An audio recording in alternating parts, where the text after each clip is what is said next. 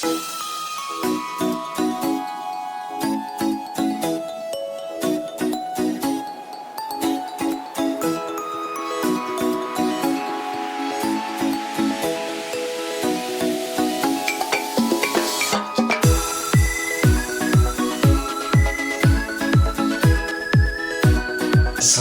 warahmatullahi wabarakatuh.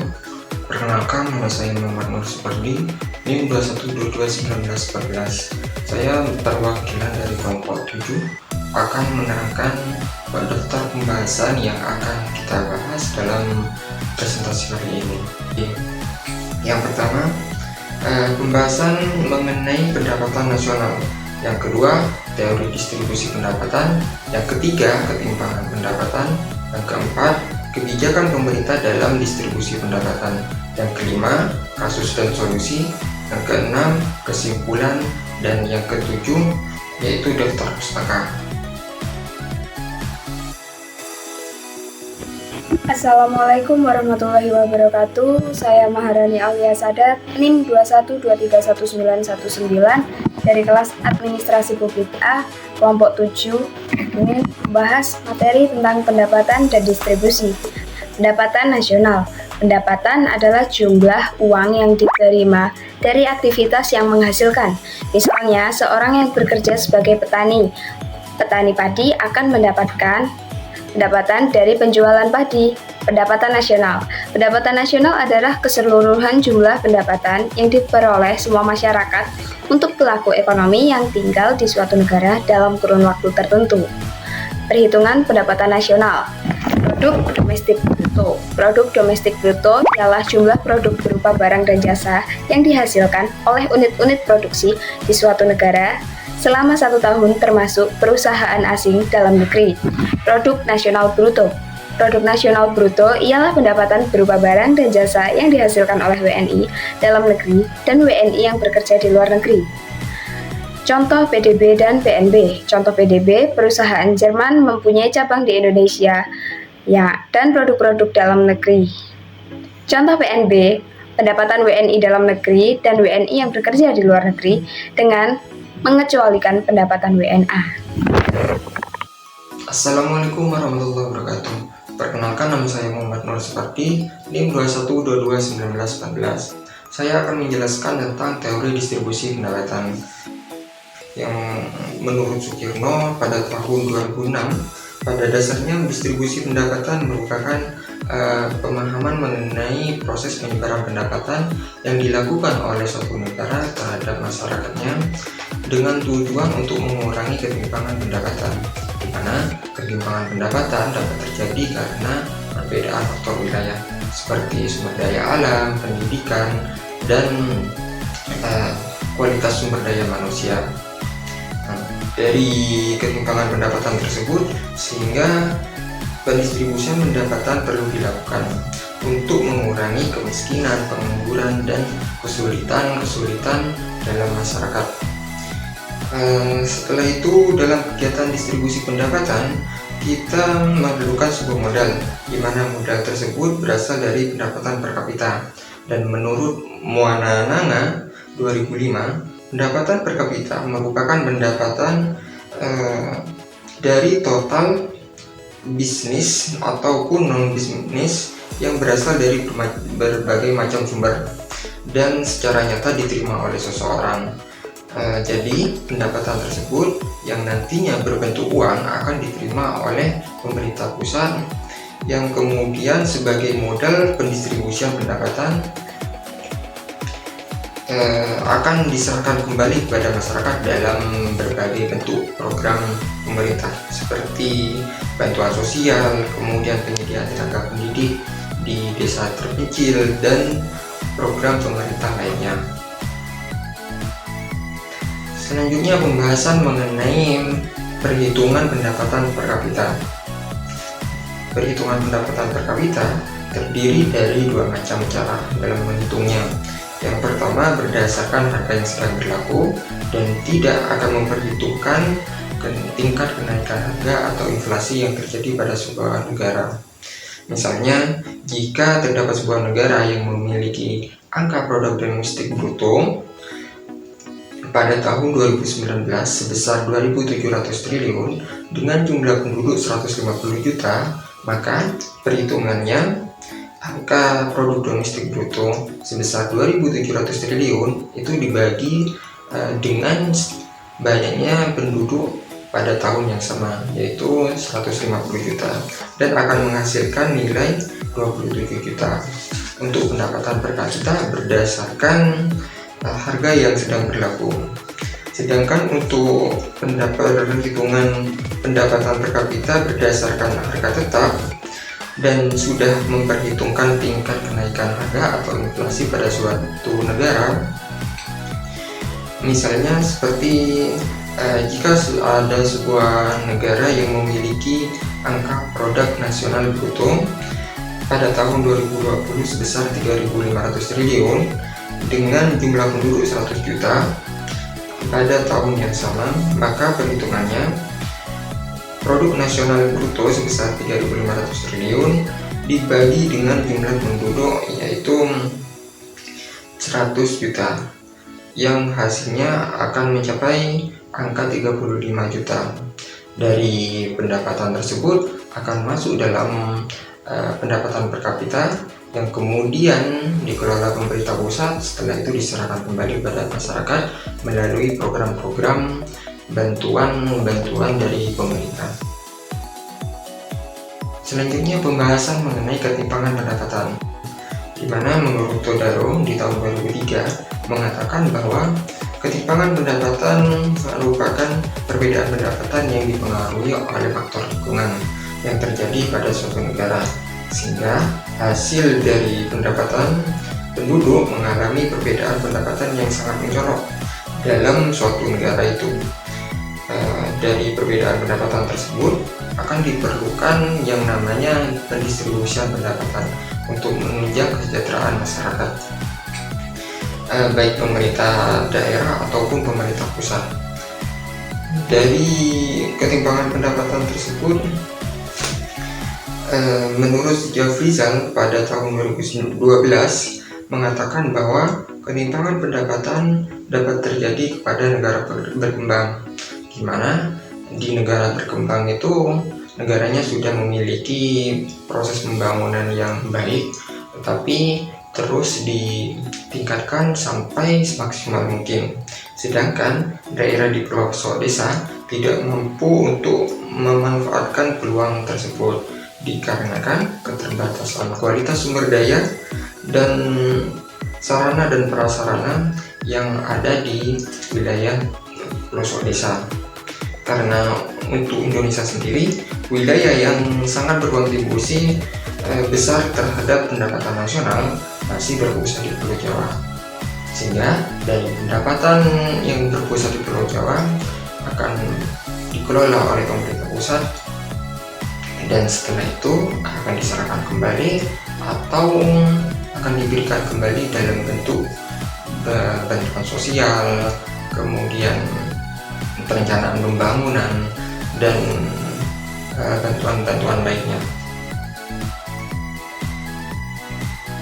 Warahmatullahi wabarakatuh. Saya Frida Maulidia Mafiro, NIM 21231921. Saya di sini akan membahas tentang perhitungan pendapatan distribusi, kebijakan pemerintah, dan peran pemerintah.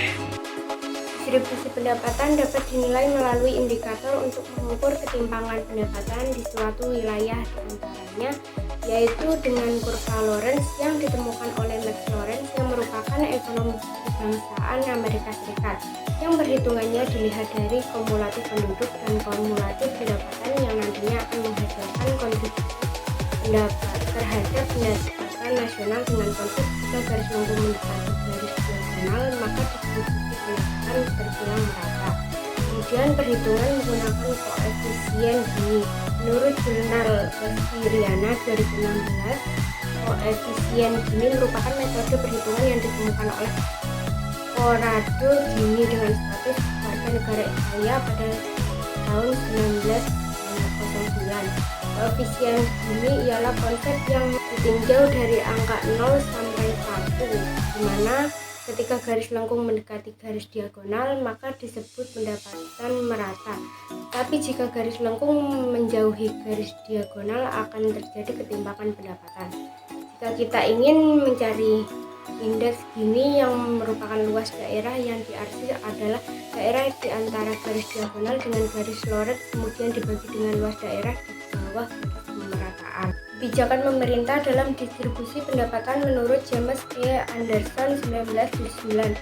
Kebijakan pemerintah merupakan kebijaksanaan yang dikembangkan oleh badan-badan dan pejabat-pejabat pemerintah. Kemudian dari kebijaksanaan yang dibuat pemerintah akan muncul yang namanya kebijakan publik, yang merupakan keputusan resmi dari pemerintah yang berisi program-program pembangunan sebagai realisasi dan fungsi atau tugas negara, serta dalam rangka mencapai tujuan pembangunan nasional. Setelah itu, menurut Abdullah dan Ali dalam jurnal Publik 2017 mengatakan bahwa pembangunan negara perlu dikendalikan melalui suatu kebijakan dengan tujuan kesejahteraan masyarakat yang memuat pedoman pelaksanaan tindakan dan bahkan memuat larangan-larangan tertentu untuk menjamin proses pembangunan dilakukan secara merata dan dapat terarah sesuai dengan tujuan yang telah ditetapkan oleh pemerintah pusat.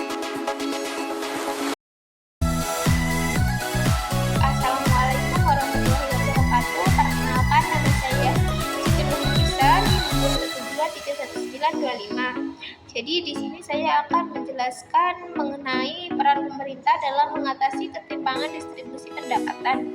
Jadi ada beberapa hal yang bisa dilakukan untuk mengatasi masalah tersebut. Yang pertama yaitu melalui program bantuan Kartu Indonesia Sehat.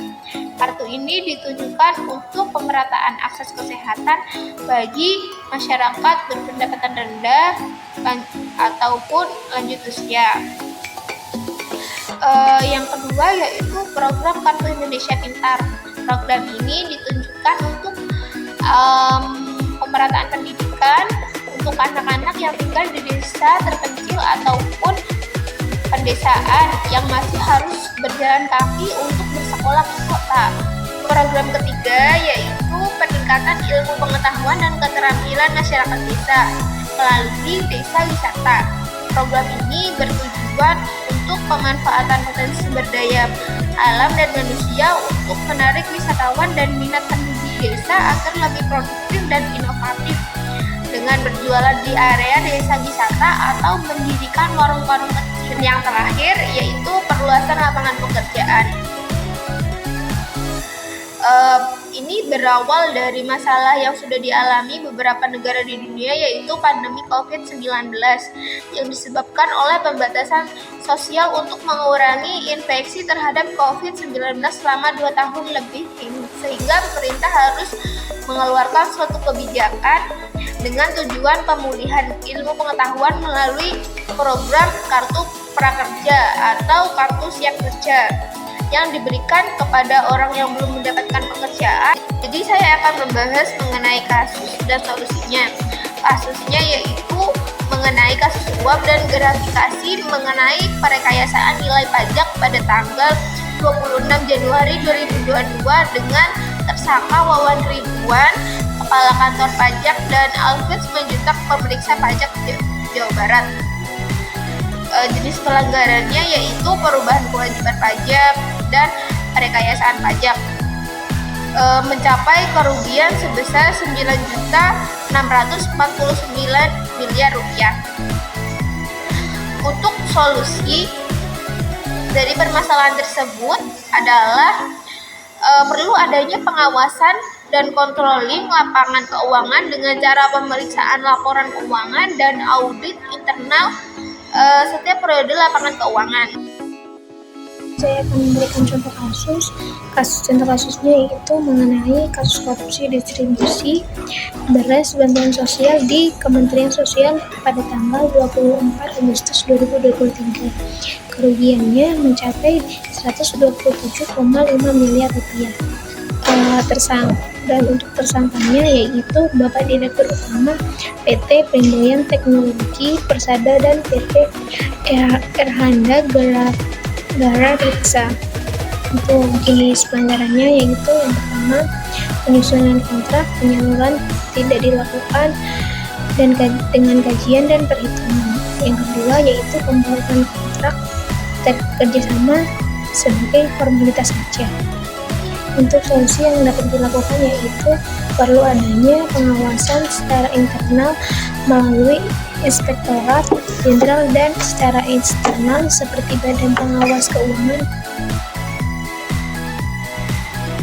Perkenalkan, nama saya Hanifah Tripolidia, NIM 21231923. Di sini saya akan menjelaskan slide 17, kasus dan solusi 3. Kasus pembangunan jaringan daerah irigasi Kinarum tanggal 15 November 2022. Kabupaten Tabalong, Kalimantan Selatan, dengan jenis pelanggaran yaitu pengurangan volume pekerjaan dan nilai kontrak proyek-proyek sebesar 10,5 miliar dari nilai pagu 14,5 miliar, sehingga hasil dari pembangunan jaringan irigasi tersebut tidak akan bertahan lama. Slide 18 yaitu kasus dan solusi 4. Berawal dari kebijakan pemerintah yaitu kenaikan pajak 11% untuk pembelanjaan pada bulan April 2022 dan penarikan 5% pajak penghasilan nelayan tanggal 12 Agustus 2023, di mana proses pengurusan dokumen perizinan dan penangkaran ikan terbilang lambat dan lama karena memerlukan waktu sampai beberapa minggu, sehingga dari kenaikan pajak tersebut tentunya dapat menambah keuangan negara dan meningkatkan status perekonomian nasional, tetapi tidak menutup kemungkinan kesejahteraan masyarakat mengalami penurunan karena harga penjualan ikan tergolong rendah. Assalamualaikum warahmatullahi wabarakatuh. Hai teman-teman, perkenalkan nama saya Abelia Francisca, NIM 21231929. Di sini saya akan memberikan contoh kasus dan solusinya, yaitu kasus suap izin ekspor minyak goreng pada tanggal 9 Maret 2022 yang dilakukan oleh Menteri Perdagangan, yaitu Bapak Indrasari Wisnuwardana. Berikut pelanggarannya yaitu menerbitkan izin ekspor minyak sawit mentah kepada PT Wilmar Nabati Indonesia menggunakan stok minyak domestik. Menteri Perdagangan Bapak Indrasari Wisnuwardana yang memberikan izin ekspor kepada PT Wilmar Nabati Indonesia dengan stok minyak dalam negeri sehingga terjadi kelangkaan minyak goreng dan pengoplosan minyak curah menjadi produk kemasan yang terjadi pada tahun tersebut. Nah, solusi dari kasus tersebut yaitu dengan pengawasan kinerja, controlling, dan evaluasi atau review kebijakan terkait ekspor dan menguatkan komitmen keterbukaan. Baik, kesimpulan dari materi tersebut ialah pendapatan dan distribusi suatu negara diperoleh dalam bentuk uang yang diterima oleh pemerintah pusat dari sebuah aktivitas manusia atau pelaku ekonomi perusahaan industri atau instansi publik meliputi perbelanjaan, penjualan produksi, pengiriman barang, dan pembayaran pajak. Sehingga dari pendapatan tersebut akan digunakan untuk mengatasi permasalahan ketimpangan pendapatan dalam sebuah negara melalui distribusi pendapatan. Nah, itulah kesimpulan dari materi tersebut. Selanjutnya daftar pustaka, di mana daftar pustaka ini merupakan tempat buku-buku referensi yang kelompok kami gunakan dalam proses pembuatan resume, PPT, dan video kali ini. Sekian, kurang lebihnya mohon maaf. Saya akhiri. Wassalamualaikum warahmatullahi wabarakatuh.